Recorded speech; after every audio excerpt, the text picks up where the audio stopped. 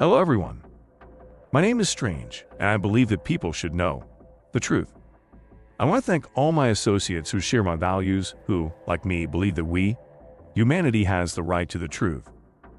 I am increasingly being sent various secret documents from state archives in various countries of the world. Today I want to share information from one such secret archive. Our subscriber from Italy sent it to me. Of course, I will not disclose his name, but what he provided to me inspired me with real horror.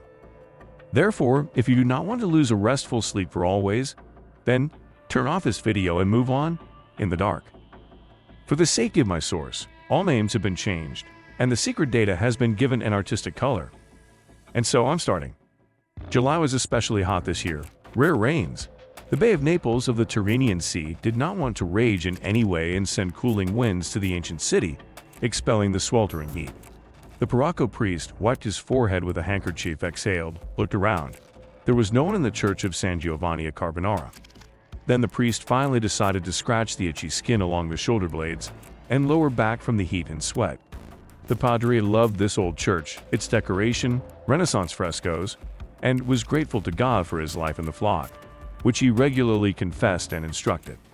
The side door burst open with a bang, and a young man ran through the cloister gallery, clearly not himself, angry, and some kind of stupefied, deranged eyes. The padre backed away, surprised to recognize the guy as one of the parishioners, and at the same time afraid of his behavior. The guy grabbed the padre with a running start and fell at his knees, crying, "Padre, help me, I beg you. Only you can help me." 50-year-old priest Matteo Bianchi let go of fear in his heart, straightened his cassock, trying not to touch the guy, and stretched his hand over his head. He smiled kindly. "Calm down, my son. Let go of your passions, humble yourself, and tell me what brought you." The guy pressed his face into the priest's lap and groaned, sobbing, trying to say, "Give me back my soul, Padre. My soul. Give it back. Only you can." The priest put his hand on the guy's head. "In nomine Patris et Filii et Spiritus Sancta." The guy roared in despair like a wounded animal, jumped up, grabbed the priest by the collar, and dragged him into the cell. "You don't understand. You don't understand. They took my soul." The priest, panting, trailed after the guy. He was roughly pulling after him, grabbing the collar of his cassock. A week before, Luca Rossi is a 25-year-old guy who has finally made up his mind. Not that it was final, but something like that pricked under my heart in the morning, pricked and spilled a pleasant sweetness. I'm going to propose to her today. Let her, as usual, not in the mood, angry at nothing but how sweet she is. She even pouted like a kind little baby. However, it was not worth angering her and contradicting her. Luca gave his hand and helped his fiancée, a 20-year-old brunette named Sofia Bertali, into the car, today and come what may. Half an hour later, they were speeding along the Serpentine Mountain Road along the Amalfi Coast. The guy was breathing deeply and gaining courage, enjoying the scenery. The way lay to St. Andrew's Cathedral, where the guy decided to finally change his life. God bless Italy. If God has conceived paradise somewhere, then we are probably on the threshold of it. Luca looked at Sofia, who was looking out the window and smiling at some thoughts of her own. He probably has a premonition of something unusual. And suddenly, unexpectedly for himself, Luca blurted out, "Sofia, have you ever thought of becoming a senora instead of a senorina?" The girl turned to the guy in surprise. "What do you mean?"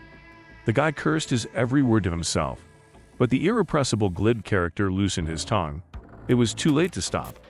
"Well, let's just say it would really suit you to be called Donna Sofia Rossi." The girl was silent. The guy's heart was counting down the moments like a metronome. "Luca, what is this?" The girl shrank back to the door and covered her face with her hands. The guy turned to the left and was instantly blinded by a rushing flash of light.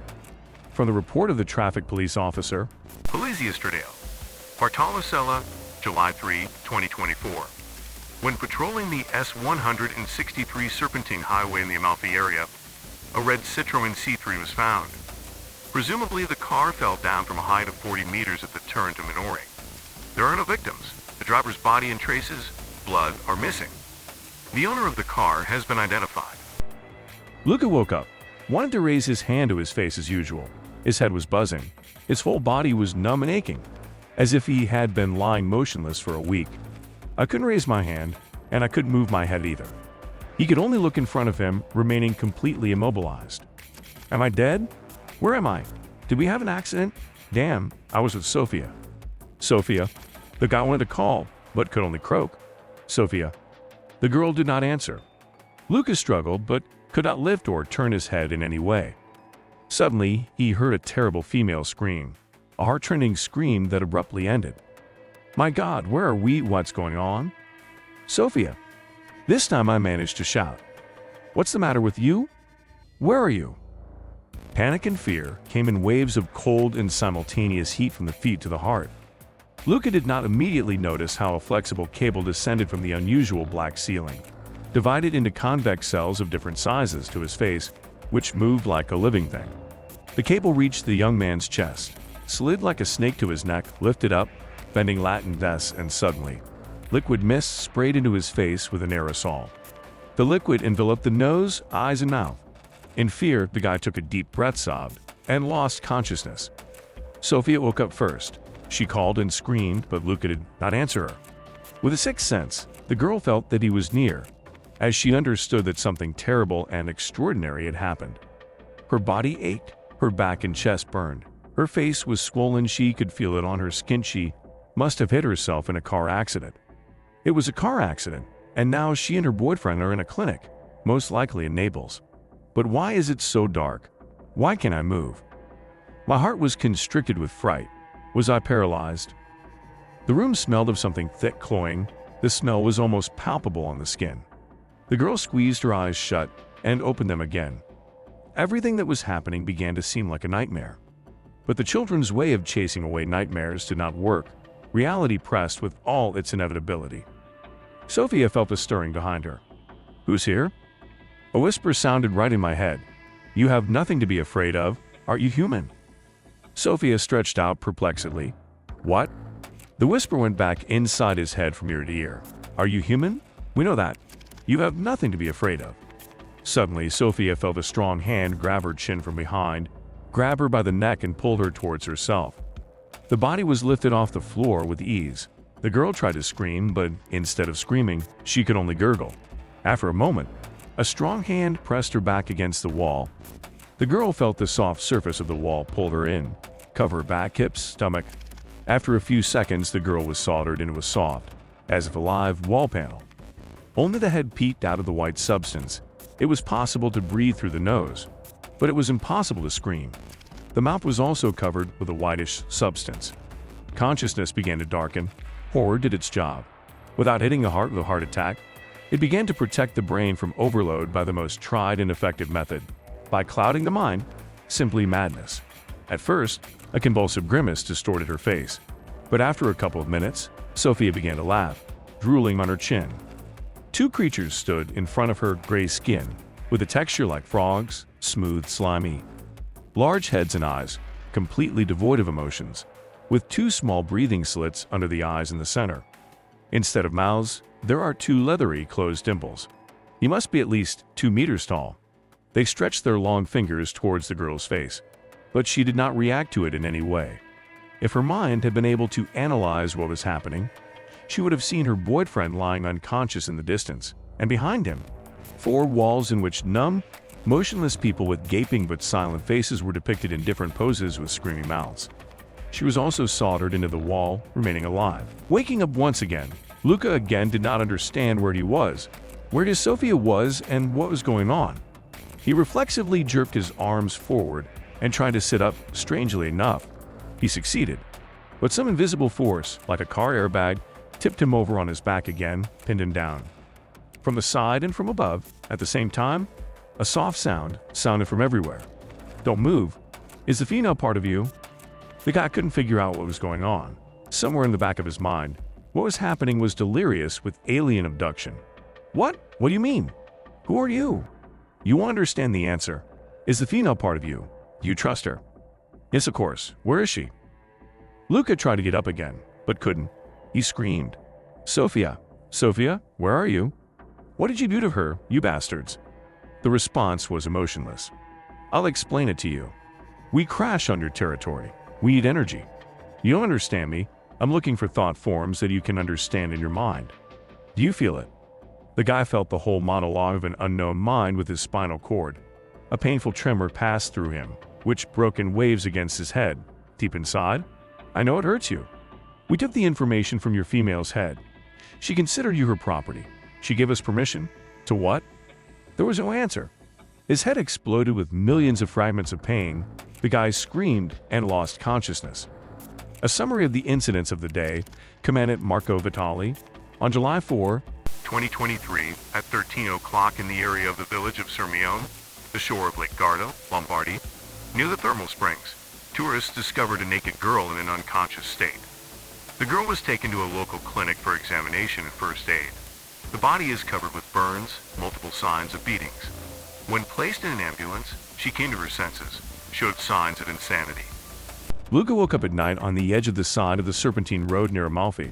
Miraculously, did not fall from a height in complete darkness. What happened to me? Was Sophia with me? Where is she?